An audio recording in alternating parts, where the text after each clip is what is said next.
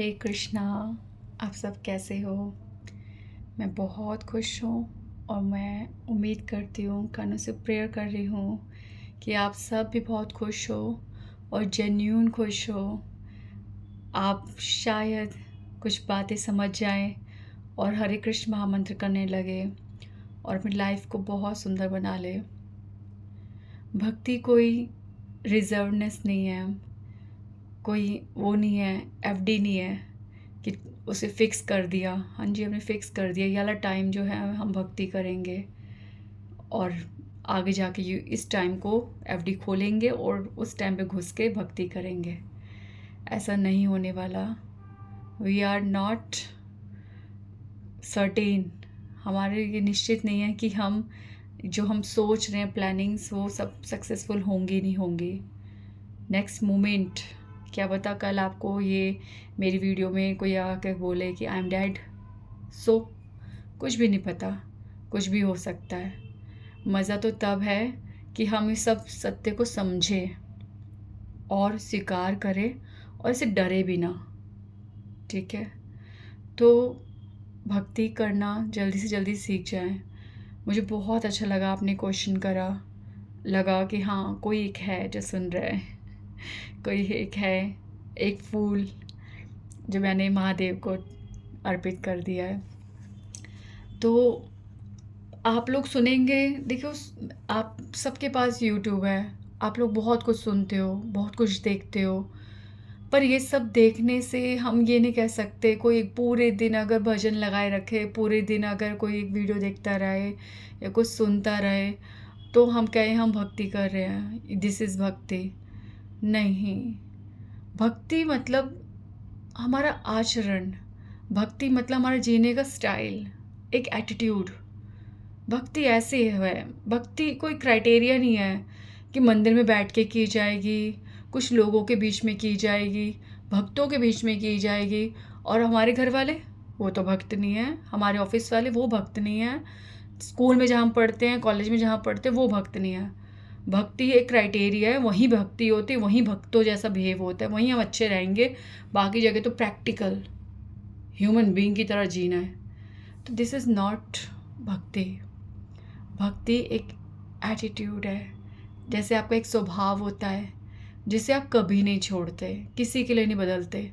तो भक्ति भी एक ऐसी चीज़ है जिसको हम सदैव अपने साथ, अपने ऊपर पहन के रखते हैं, जो हमसे छूटता नहीं है। वो ऐसी आदत है। भक्त जो होता है सदैव मौज में रहता है, एक आनंद में रहता है। उसका हर चीज़ देखने का अंदाज़ अलग होता है, उसे हर चीज़ का हंसने का अंदाज में अलग होता है, समझने का अंदाज़ अलग होता है। वो हर चीज़ में जीता है। ये एटीट्यूड तभी आएगा जब हम भक्ति को समझेंगे।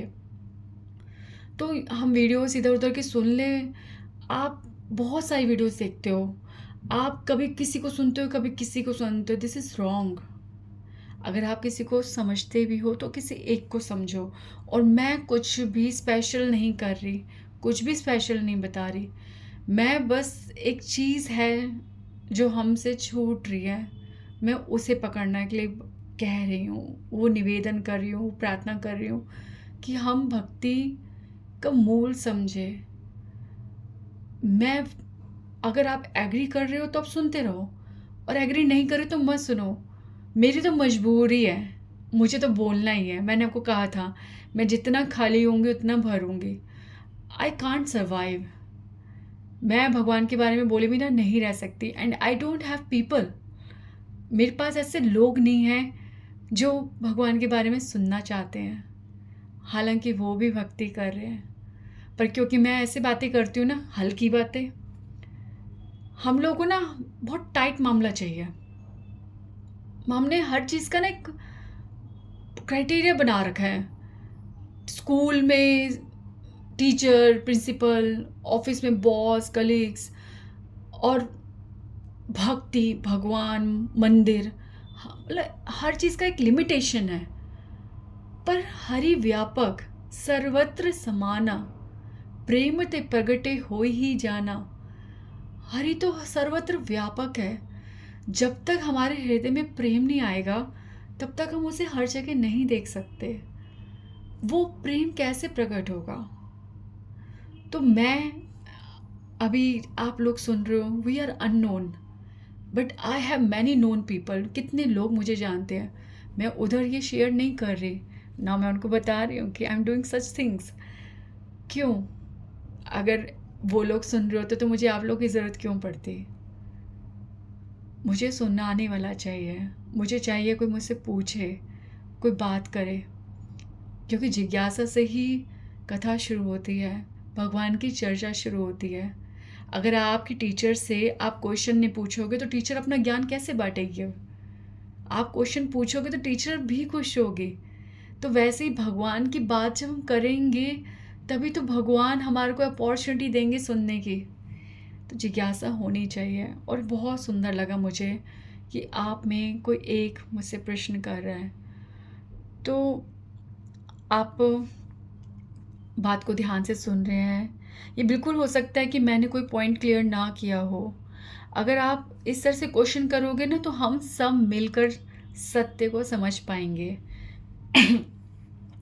आपने पूछा कि क्या हमें सबका नाम चैंट करना है, मतलब कि आप, मुझे पहले पता नहीं चला कि आप कहाँ से पूछ रहे हैं, तो मैंने गैस किया मेरे ख्याल से आप राम भक्ति शिव भक्ति वाले टॉपिक में गए, जब मैंने नीम करोली बाबा जी और हनुमान जी, शिव जी, इन सब का नाम लिया था, है ना। और आपको ऐसा लगा होगा क्या मैं सबका नाम चैंट करने को कह रही हूँ, जब मैंने कहा था कि भगवान तब प्रसन्न होते हैं जब हम भक्तों का नाम लेते हैं। ये ना एक बहुत बड़ा लॉजिक था जो मैंने डिस्कस किया था। मैं ये कह रही थी, मैं एक बार और उसी बात को रिपीट करती हूँ कि हम जैसे जैसे कि ना कई लोग ना भक्ति सिर्फ इसलिए शुरू करते हैं किसी को देखकर, यार ये ना उनकी भक्ति कर रहा है, ये बड़ा रिच हो गया जब से उनके नाम वहाँ जा रहा है और ये ना रोज़ जाता है, मैं भी ना यहीं पे अब शुरू करता हूँ। ठीक है, तो ऐसे करके हमने कोई मंदिर अपना बना लिया, कोई गुरुद्वारा बना लिया, कहीं ना कहीं हम कुछ ना कुछ किसी को देख के जुड़ जाते हैं कि हम उसका प्रभाव देखते हैं। तो ऐसा क्यों होता है? अगर हम सच्चे हृदय से ना, अपने हृदय में, हमारे हृदय में भगवान है, यानी कि हृदय में भगवान मतलब ब्रह्मांड, भगवान मतलब सर्वस्व, सब चीज़, अहम सर्वस्य प्रभवो मत्ता सर्वम प्रवर्तते इति मत्वा भजन्ते माम बुधा भाव समन्विता।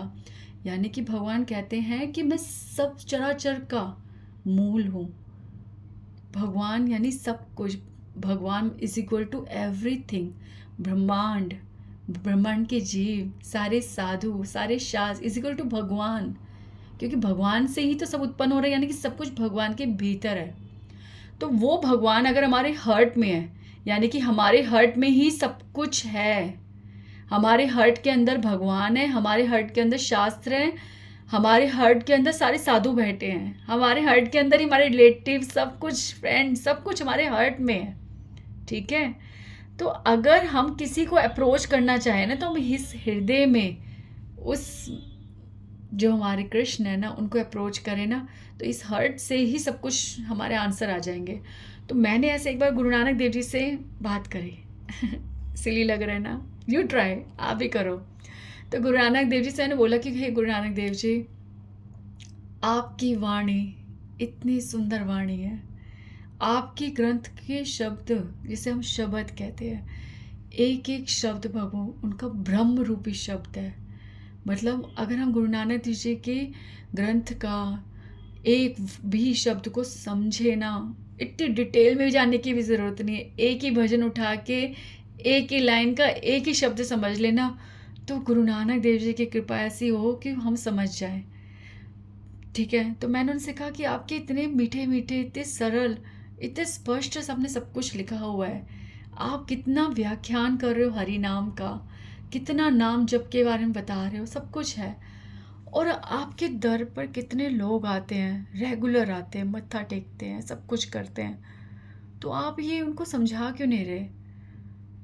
क्यों वो आपका नाम ले रहे हैं, वाहे गुरु बोल रहे हैं, क्यों वो भगवान का नाम नहीं ले रहे जिसे स्वयं आपने लिया है? हाँ, क्या है? सत्य नाम, एक ओंकार, सत्य नाम, कर्ता पूरक, निर्भो, निर्वैर। तो ये जो है, इसमें आप एक सत्य, एक नाम, आपने उसे कितना गाया है, आप उसे कितना क्लियर बताते हो।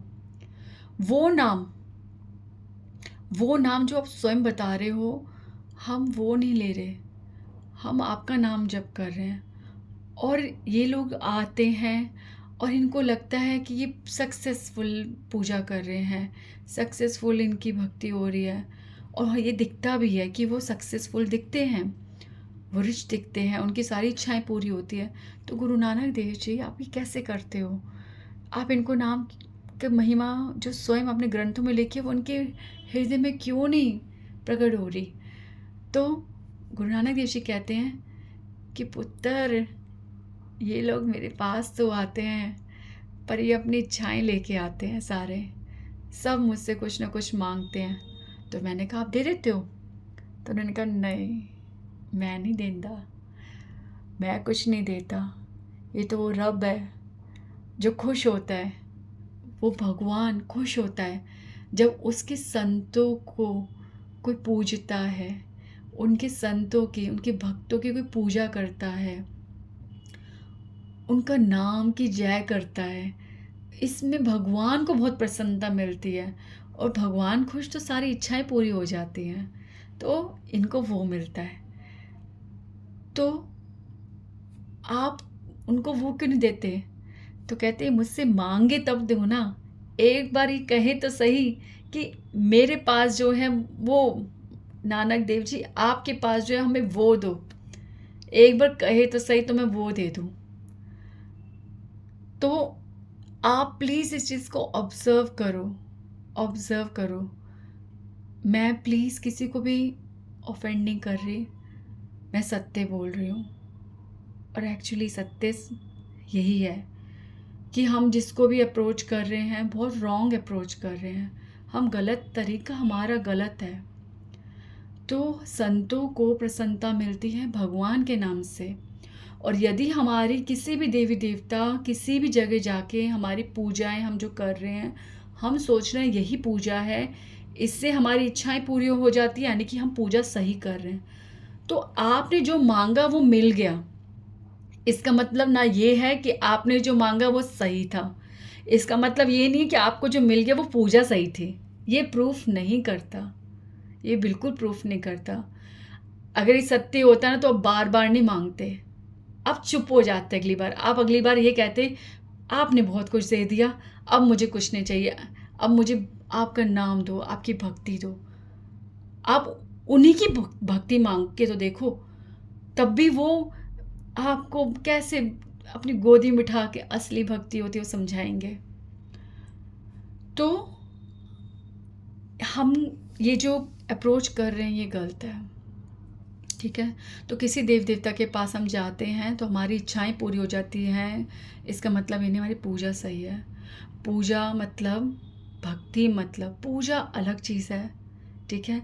अगर पूजा एक ही चीज़ होती ना, तो हमारा जो होता है नवदा भक्ति में 9 प्रकार की भक्ति नहीं बोली होती, ठीक है। पूजा को अलग है, पूजा अलग चीज़ है, भक्ति अलग चीज़ है, ठीक है। क्योंकि एक भक्त वो भी है जो कभी पूजा नहीं करता, आरती नहीं करता, पर वो भगवान के बहुत करीब है, उसके पास उसका मन भगवान से बंधा हुआ है, वो किसी विधियों में नहीं बंधा हुआ, तो वो भी तो भक्त है। तो पूजा तो एक विधि है, पूजा मतलब आरती उतारना, पूजा मतलब मंदिर में कुछ करना, ठीक है, कहीं कुछ क्रियाएं करना। तो पूजा और भक्ति में बहुत फ़र्क है, ठीक है। ये बहुत डिटेल टॉपिक है, बाद में जाएंगे। तो बात अभी ये कर रही हूँ मैं कि हम लोग जो कर रहे हैं ना, कि हम अपनी इच्छाओं की पूर्ति कर रहे हैं, तो ये इस तरह से हम देवी देवताओं सबको अप्रोच करते हैं। पर हम अगर सत्य कहें, अगर हम उनसे कहें कि आप हमें वो दो जो आप देना चाहते हो, आप हमें सत्य दो, आप हमें भक्ति दो, एक ही वर्ड बोल दो कि आप हमें भक्ति दो, बस, और कुछ बोलने की ज़रूरत नहीं है। तो उससे क्या होगा कि संत खुश हो जाएंगे, उनको अंदर इतना आपको भक्ति देने में बहुत प्रसन्नता होगी उनको। भगवान के भक्त खुश हो जाएंगे जब आप उनसे कहोगे कि हमें भक्ति दो। तब मैंने कहा था कि अगर वो खुश हो गए तो भगवान खुश हो जाएंगे। ठीक है, भगवान खुश हो जाएंगे। जब आप सिर्फ देवी देवताओं की पूजा करते हो तो उसमें सिर्फ भगवान खुश हो रहे हैं, उसमें आपके वो भक्त नहीं खुश हो रहे, वो देवी देवता नहीं खुश हो रहे, उसमें भगवान खुश हो रहे हैं। हमें भगवान हमें सब कुछ दे सकते हैं, भगवान के पास सब कुछ है तो हमें सब कुछ दे सकते हैं, पर भगवान की भक्ति देने का अधिकार भगवान ने भक्तों को दिया है, संतों को दिया है। हमार को अगर भक्ति नहीं मिलेगी ना तो हम इन 84 लाख योनियों में यूं ही भटकते रहेंगे।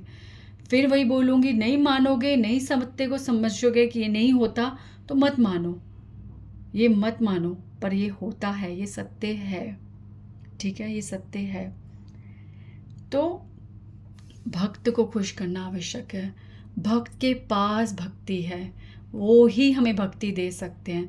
तो भक्त को पहले खुश करो, भगवान प्रसन्न हो जाएंगे, और जब वो दोनों प्रसन्न हो जाएंगे तो भक्ति भी मिल जाएगी और सारी इच्छाएं भी पूरी हो जाएंगी, ठीक है। तो हाँ, अब हम यह कह रहे थे कि इसलिए हमारे को सबका नाम चैंट नहीं करना, हमें केवल हरि नाम, हरे कृष्ण महामंत्र चैंट करना है। तो इसको ना और फिर से मैं थोड़ी बात रिपीट होंगी, थोड़ी बात आप उसी को फिर से डिटेल में अच्छे समझो। कलयुग में नाम जप को धर्म बताया गया है, ठीक है। हर युग में एक धर्म होता है। जैसे किसान जो है मिट्टी को देखकर, मौसम को देखकर ये डिसाइड करता है कि उसे किस चीज़ की खेती करनी है, कि इस समय में, इस मौसम में, इस मिट्टी में क्या उगेगा, ठीक है। अगर उस समय में उसको चावल की खेती करनी चाहिए तो वो किसी और फसल की खेती नहीं करेगा, उसको पता है यहाँ पे अगर मैं अभी चावल बोऊंगा तो चावल जल्दी उगेंगे, मिट्टी की क्वालिटी में ये है। तो वैसे ही शास्त्र भी बताते हैं हर युग में कौन सी मिट्टी उपजाऊ, ये जो युग है ये किस मिट्टी का है और इसमें कौन सा धर्म फलेगा, समझे। तो सतयुग का धर्म क्या है था, ध्यान, मेडिटेशन, ठीक है। उस समय ऐसी शांति थी, उस समय ऐसे वन थे, उस समय ऐसी अवेलेबिलिटी थी कि सब ध्यान का मतलब समझते थे, सभी ध्यान में होते थे, कोई किसी को डिस्टर्ब नहीं करता। अभी आप ध्यान करके देख लो, कुकर की सीटी आएंगी, आपको आपके ऑर्डर्स याद आएंगे, बच्चों को उनका होमवर्क याद आएगा, माँ को याद आएगा, और मेरे पति ने बोलता कपड़े प्रेस करके देने आए, ये ध्यान आएगा। ध्यान मतलब क्या, माइंड में कुछ ध्यान आना, रिकॉल करना कुछ, तो यही सब ध्यान आएगा। अरे मेरे को ना वहाँ जाना है, उस दिन वहाँ पार्टी में जाना है, क्या पहनना है, ये सब ध्यान आएगा, ठीक है। अरे वो मेरा वो वाला काम रह गया, वहाँ सफाई नहीं हुई, ये नहीं हुआ, वो नहीं हुआ, तो ये सब ध्यान आएगा। जो ध्यान का युग था सतयुग। अब त्रेता का धर्म क्या था, त्रेता का धर्म था यज्ञ करना, ठीक है, यज्ञ पूजा होती थी उस समय। द्वापर में मूर्ति पूजा फलित होती थी, और कलयुग का धर्म बताया गया है हरि नाम, ठीक है।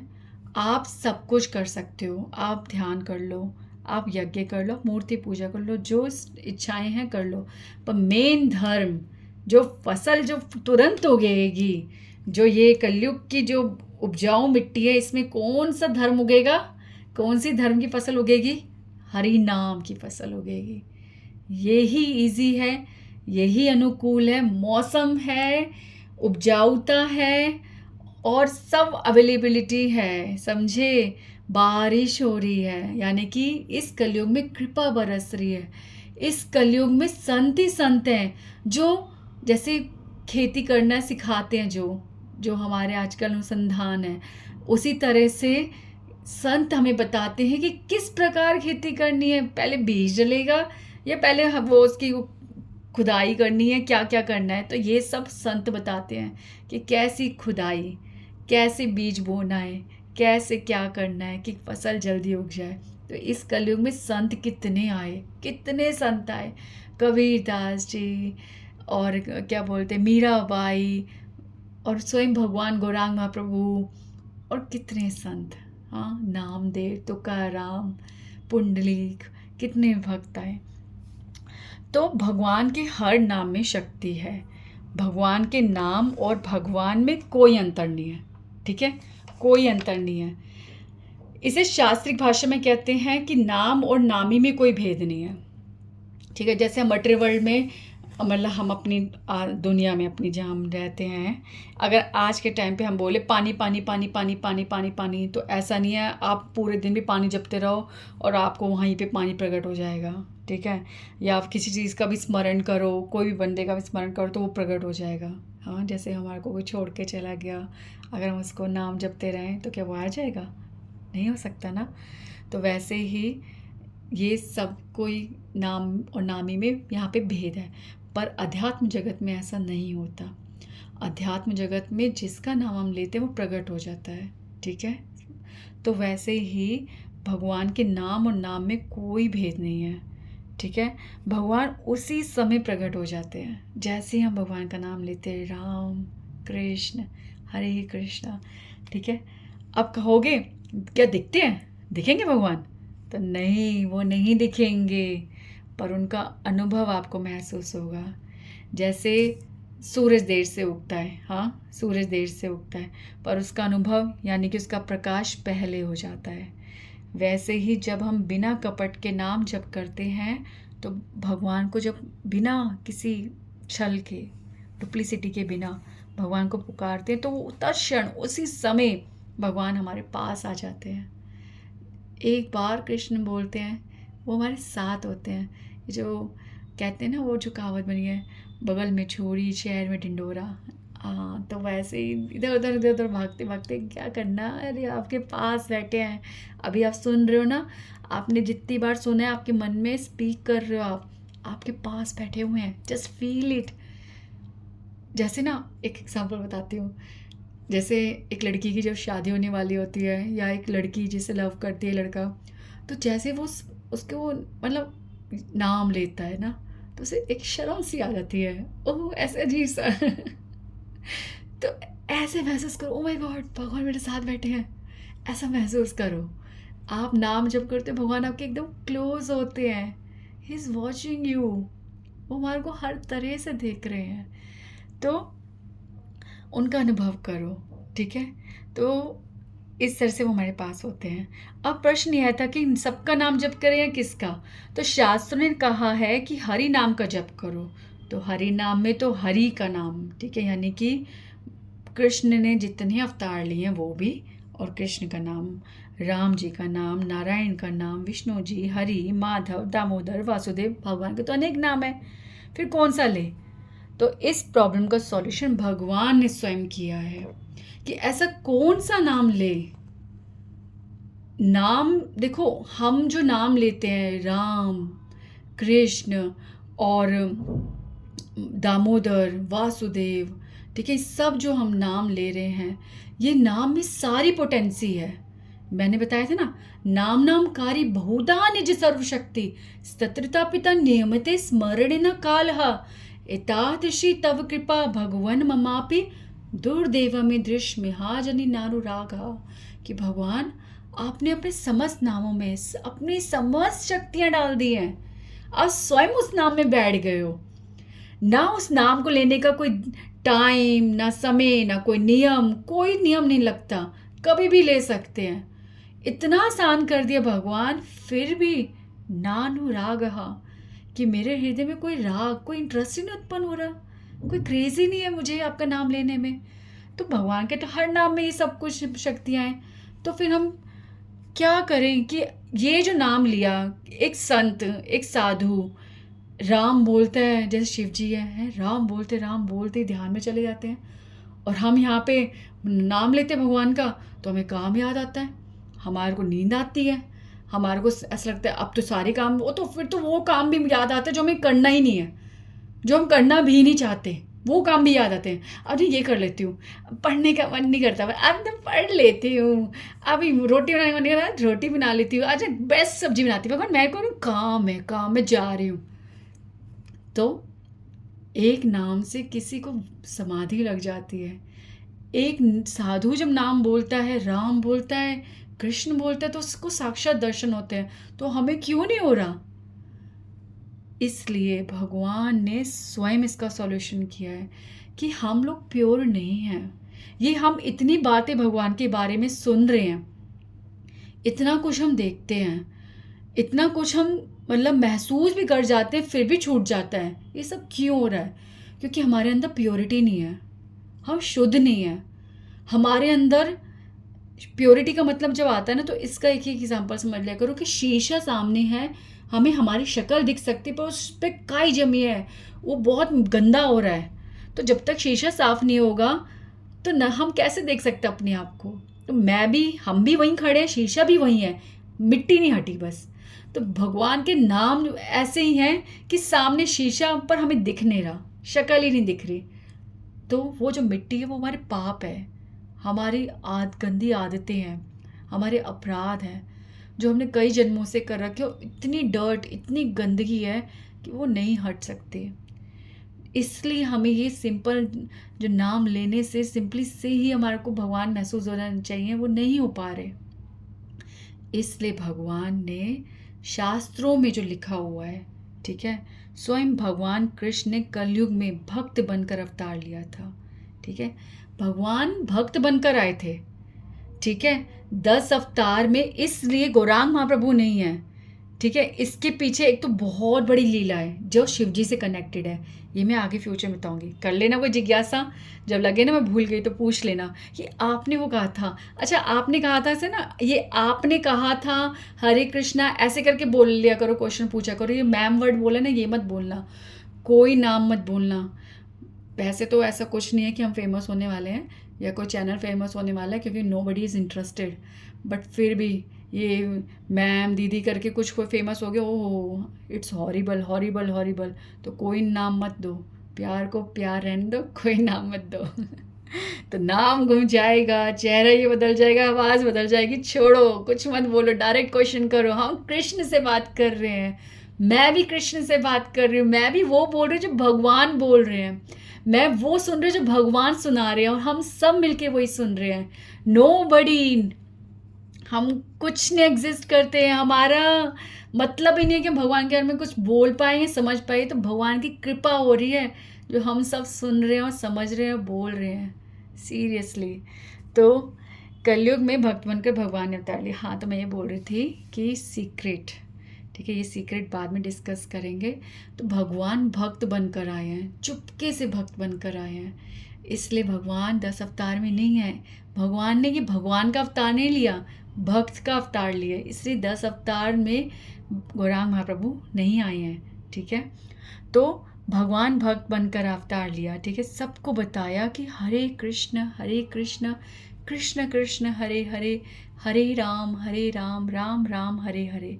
ठीक है, इस महामंत्र का जप करना है, क्योंकि भगवान ने स्वयं इसी महामंत्र को चूज किया, क्योंकि यह सब वेदों का सार है, जो हमारे शास्त्रों के गर्भ में पड़ा हुआ ये महामंत्र, जिन शास्त्रों को हम अच्छे से नाम भी नहीं ले सकते, यजुर्वेद, सामवेद, ऋग्वेद, और बोलो किसी को, कितने को तो पता ही नहीं है कौन सा सीक्वेंस से कौन सा आता है, कौन सा किसके लिए है, पता है? कभी देखा, कहीं पढ़े हुए देखा, कभी चलो ठीक है, कोई पेज पढ़ा, कोई शब्द पढ़ा, कुछ नहीं पढ़ा। तो ऐसे शास्त्रों के गर्भ में, मतलब गर्भ मतलब बिल्कुल सेंटर में, डीप। ठीक है, हम लोग पढ़ेंगे तो चलो 1 chapter, 2nd chapter, 3rd chapter, पर बहुत डीप बीच में जाके जहाँ हम पहुँच नहीं पाते हैं, वहाँ पे ये महामंत्र लिखा हुआ है। ठीक है, जैसे चाबी को बहुत छुपा के रखते हैं ना, ऐसे शास्त्रों ने कहा है कि जब तक हम योग्य न बन जाए ये महामंत्र नहीं मिल सकता। पर भगवान ने कहा, ओ शास्त्रों, तुम्हारे को मैंने हम जैसे इंसानों के लिए, इन बच्चों के लिए बनाया है। ठीक है, इन इंसानों के लिए बनाया, तुम इन पे कृपा नहीं करोगे तो लो, मैं तुम्हारे गर्भ से निकाल कर ये कलयुग के लोगों को दे दूंगा, क्योंकि बहुत आलसी हैं, इनके पास बिल्कुल टाइम नहीं पूजा पाठ करने का, मुझसे बात करने का, कुछ भी सत्य समझने का, सुनने का बिल्कुल टाइम नहीं है। तो मुझे एक ऐसी चीज़ देनी है इनको कि ये बोले और वर्क शुरू हो जाए। ठीक है, तो उन्होंने हमारे को ये हरे कृष्ण महामंत्र दे दिया। ठीक है, तो ये महामंत्र ऐसे है जैसे एक बच्चा अनार नहीं खा सकता तो माँ उसका जूस निकालती है कि इसके दांतों में दांत तो है ही नहीं, अटक गया तो, हलक में अटक गया तो, बच्चे की जान चलेगी तो, हाँ बच्चे को मुश्किल हो गया तो, तकलीफ़ हो गई तो जूस निकाल के देती है।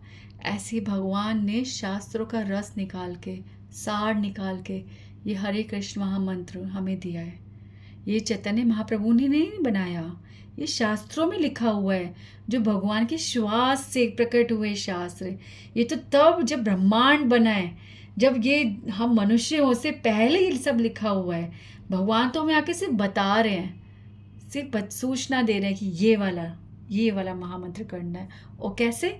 खुद भक्त बन के कैसे लेना है ये भी बता रहे हैं। तो अब हमारा काम है कि हम उस रस को, उस महामंत्र को पी जाए। तो ये वो महामंत्र है जिससे हमारे सारे पाप खत्म हो जाते हैं। अभी बोला ना कि जब तक हम प्योर नहीं होंगे तब तक हम वो नाम, जिसमें भगवान, जिस नाम और नाम में फ़र्क नहीं, वो महसूस क्यों नहीं कर रहे? क्योंकि डर्ट है। तो ये वो महामंत्र है जो एक टाइम पे दो काम करता है।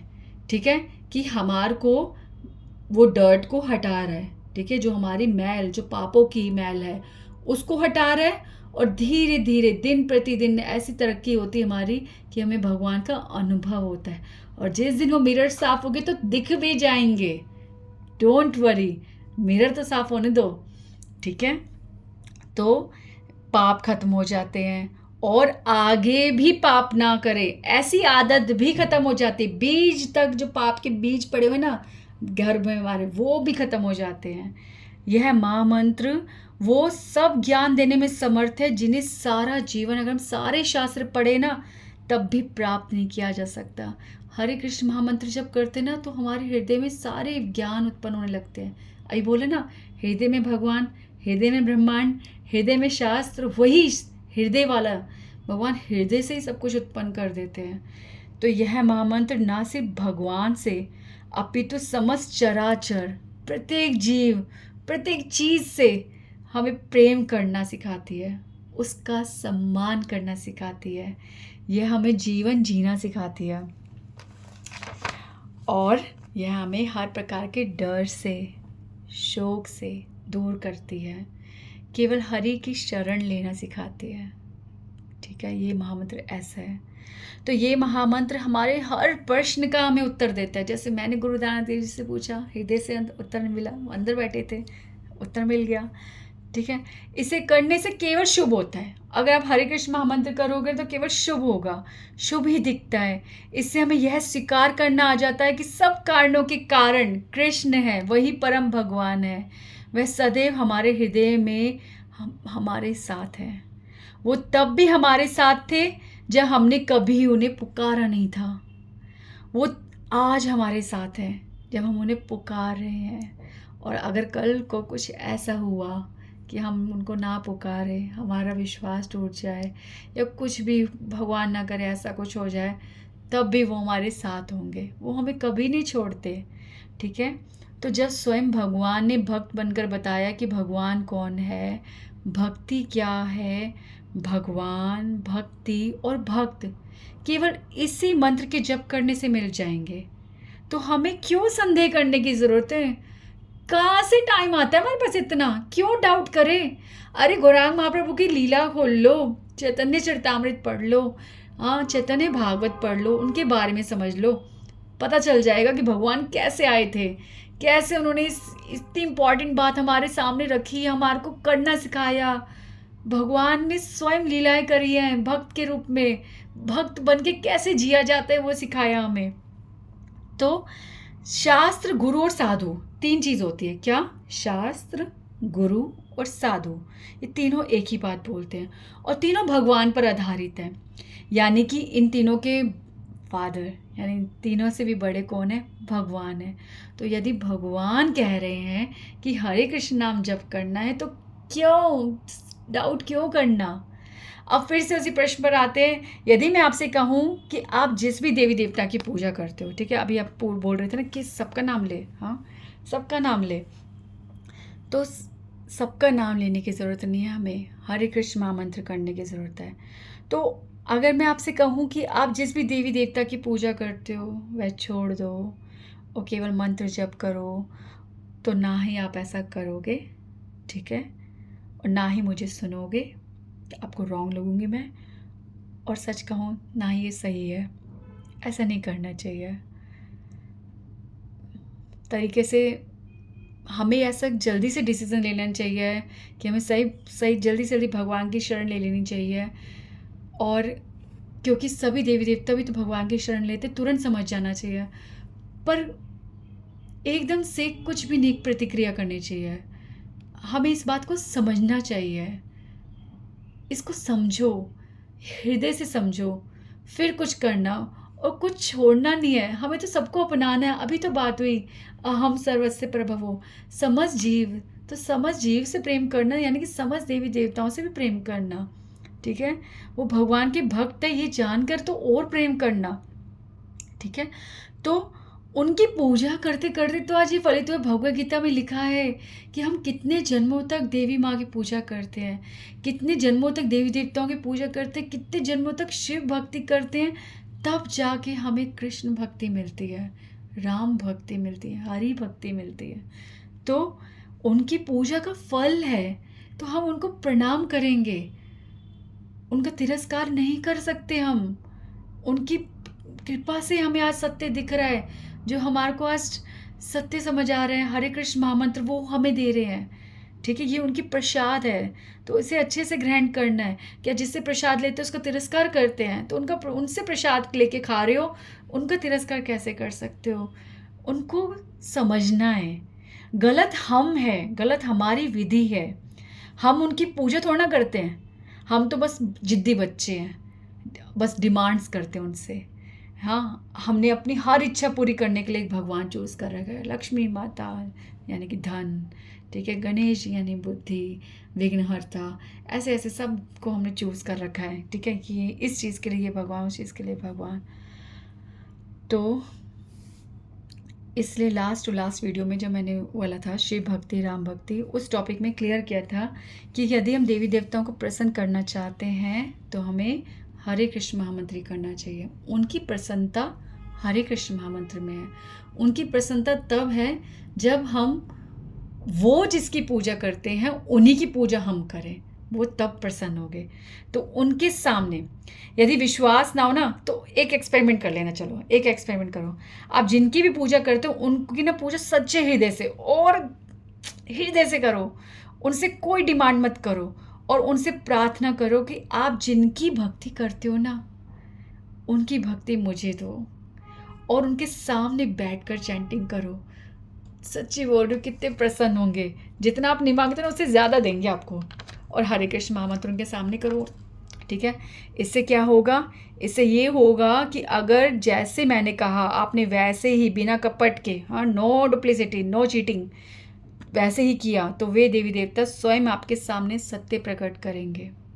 वो ही आपको ऐसी बुद्धि देंगे जिससे आप चारों ओर देखोगे क्या?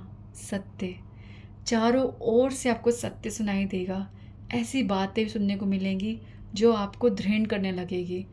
अब देवी देवता हमारे सामने आके नहीं बोलेंगे, या भगवान भी हमारे सामने आके नहीं बोलते, आसपास जो लोग रहते हैं ना, वो उनके थ्रू ही बुलवाते हैं, ठीक है। तो वही लोग बोलेंगे, ठीक है। आप एक्सपेक्ट मत करना कि वो आएंगे।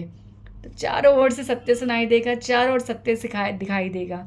तो ये बातें मनधड़ंग नहीं है, मैं तो बस वही बोल रही हूँ जो सभी शास्त्र, गुरु और साधु कहते हैं।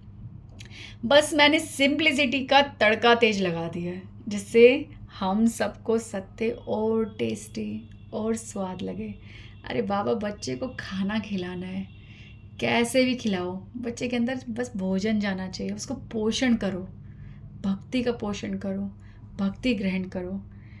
किस तरह से समझ आती है, किसी को मुश्किल समझ आए तो ठीक है, मुबारक, तो किसी को आसानी से समझ आए, मुबारक। मुझ मूर्ख तो ऐसे ही समझते हैं, ठीक है। तो मैं तो बहुत मूर्ख हूँ, बहुत मूर्ख हूँ, इसलिए मैं बहुत मूर्खों की तरह बोल रही हूँ, पर जो भी बोल रही हूँ सत्य बोल रही हूँ, believe me. Please keep chanting. किसका नाम लेना है?